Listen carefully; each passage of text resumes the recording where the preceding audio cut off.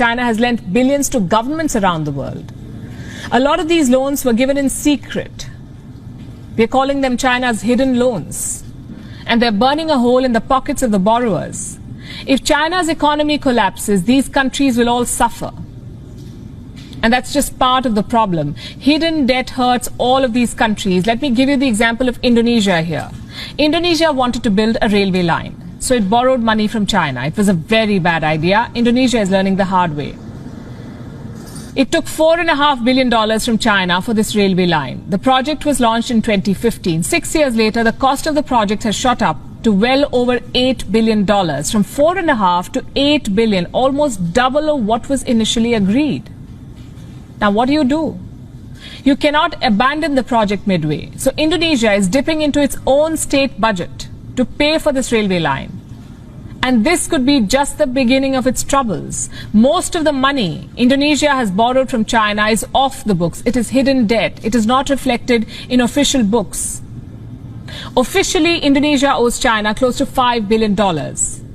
Unofficially, Indonesia reportedly owes China close to $23 billion. That's $18 billion of hidden debt.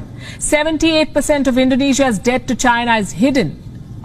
Who took these loans? Indonesian government entities. And these are very risky borrowings. The loans were given without sovereign guarantees, meaning if the borrowers go bankrupt, the Indonesian government will face pressure to bail out. They will have to pay that money. It's a trap.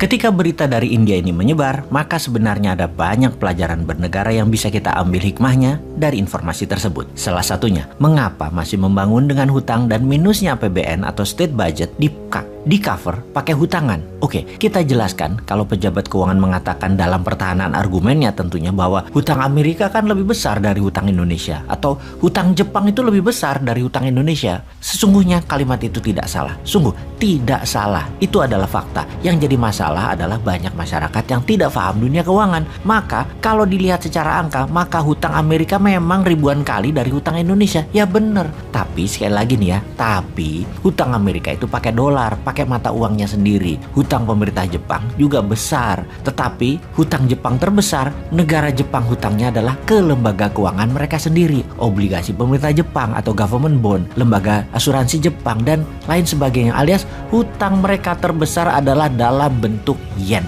Sementara hutang Indonesia adalah pakai mata uang asing, terutama dolar. Inilah mengapa kita harus mengubah cara bernegara di dalam nomenklatur keuangan negara. BI bukan lembaga tertinggi penerbit uang. Saat ini, masa pemerintah ngutang ke BI, jadi kesannya negara kurang uang. Sahabat, negara itu tidak pernah kekurangan rupiah. Harusnya BI yang pinjam ke negara. Jadi bukan surat hutang negara namanya, tapi surat hutang pemerintah atau government bond. Kalau sekarang negara ngutang ke BI, coba bayangkan, kok negara ngutang sih? Negara itu kaya. Oke lah, kita nanti detailkan pada saat New Mind pegang mandat. Kembali ke pemikiran negara harus ngutang jika APBN minus, juga dalam membangun harus berhutang, seperti kantor berita India laporkan tersebut. Kita berikan ilustrasi pakai bahasa sederhana, bahasa bisnis sehari-hari dari pengalaman pribadi. Tujuannya agar sahabat mengerti banyak sudut memahami bagaimana berhutang, mengapa di otak pejabat negara hutang itu penting, dan lain sebagainya dalam sebuah serial pembahasan. Dalam laporan media, banyak ghost town di Tiongkok. Apa itu kota hantu?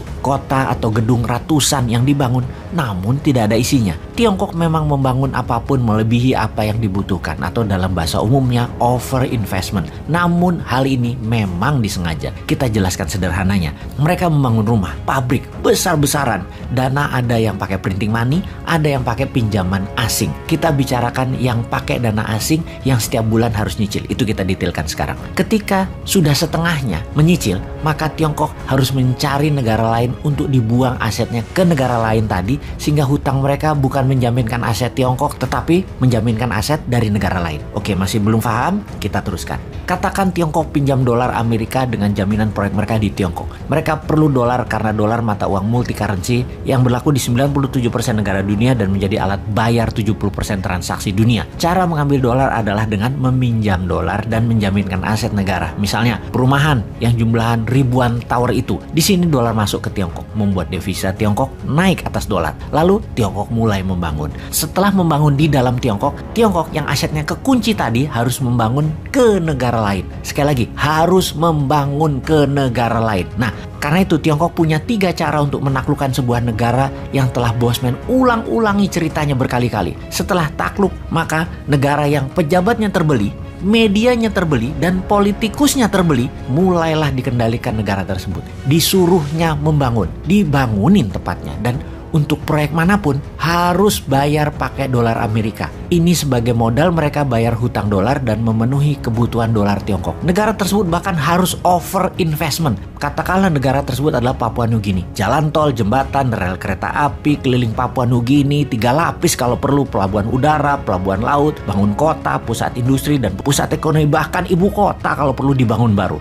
Jaminan dari negara Papua Nugini ini adalah aset yang sesungguhnya menjadi jaminan terhadap dolar, pinjaman yang Tiongkok awalnya meminjam dari Amerika atau dari negara lain. Jadi kalau diringkas, printing money proyek negara yang mengerjakan itu BUMN-nya Tiongkok. Pinjaman dana dari luar negeri juga BUMN Tiongkok yang mengerjakannya. Di mana BUMN Tiongkok tadi juga harus membangun di negara jajahan ekonomi Tiongkok tadi. Di mana dolar masuk dari 2 arah sekarang, dari pinjaman Amerika dan dari cicilan negara jajahan Tiongkok. Aset pinjaman Tiongkok bukan lagi aset milik Tiongkok, tetapi aset dari negara jajahan. Itu namanya ekspor debt. Itulah jagonya Tiongkok yang ngerjain negara yang tidak berdaulat, yang pejabatnya bermental cuan, yang terbeli. Tapi pasti bukan Indonesia untuk hal itu. Indonesia mah pejabatnya pintar semua.